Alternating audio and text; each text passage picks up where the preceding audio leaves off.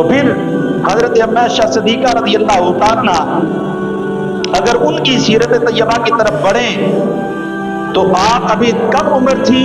کہ حضور نبی کریم صلی اللہ علیہ وسلم سے آپ کا نکاح ہوا، اور حضرت عائشہ صدیقہ رضی اللہ عنہا سے کم عمری میں نکاح فرمانا، اور پھر فقاہت کے بارے میں، فقہ کے بارے میں، دین متی کے مسائل کے بارے میں وہ آگاہ کرنا، پھر حضرت عائشہ صدیقہ رضی اللہ عنہا کا آگے امت کی ماں بہنوں بیٹیوں تک ان مسائل کا پہنچانا۔ آج لوگ اس بات پر بھی اعتراض کرتے ہیں کہ حضور نبی کریم صلی اللہ علیہ وسلم نے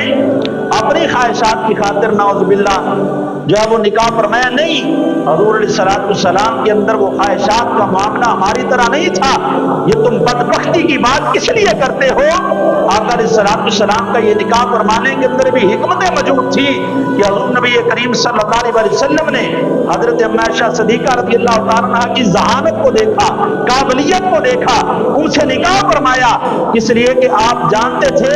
کہ جو عمل میں کروں گا یا جو میں بیان جاری فرماؤں گا اس کو حضرت عائشہ صدیقہ رضی اللہ عنہا یاد بھی کر سکتی ہے اور آگے پھر امت کو سکھا بھی سکتی ہے۔ حضور نبی کریم صلی اللہ علیہ وسلم ان کی صلاحیت کی بنا پر ان سے نکاح فرمایا۔ آج بات کرنے والا کسی طرح سے بات کر دیتا ہے، لیکن حقیقت کو اگر جاننا ہو تو پھر ادب والے لوگوں کو پڑھا جائے،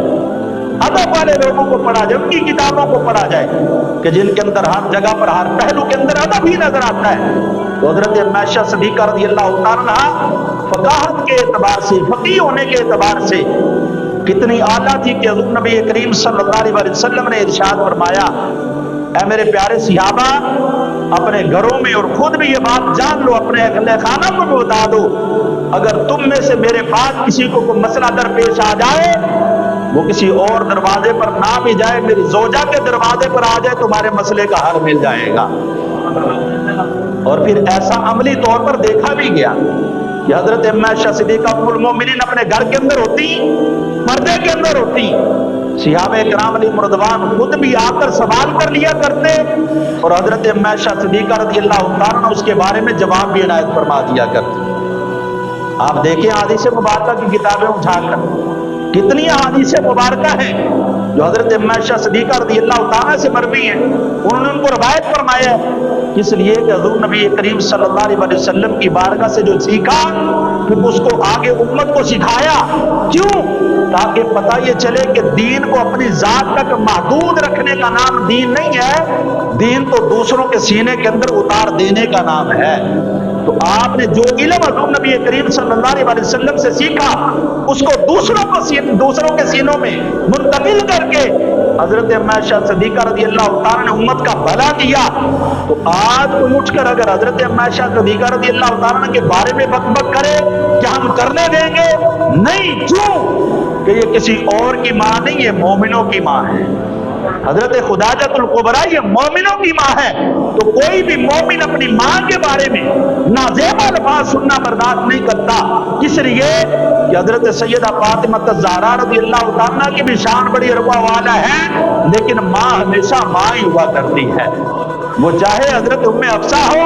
وہ چاہے حضرت خداجۃ الکبریٰ ہو، چاہے حضرت عائشہ صدیقہ رضی اللہ عنہا ہو، حضور علیہ السلام کے ازواج مطہرات میں سے کوئی بھی ہو، سب کا ادب بجا لانا ہر امتی کے اوپر لازم ہے۔ اگر کوئی بھی ان کی بے ادبی کرتا ہے تو اس کے شر سے بچے اور اس کی بھی صلاح کریں کہ بھائی اپنے آپ کو دوزخ کی آگ سے بچا لے، کہ اگر تم ان کی شان میں بے ادبی کرے گا تو امہات المؤمنین کا جائے گا کچھ نہیں اور تمہارا رہے گا کچھ نہیں۔ کیوں کہ یہ حضور نبی کریم صلی اللہ علیہ وسلم کے ازواج مطہرات ہیں۔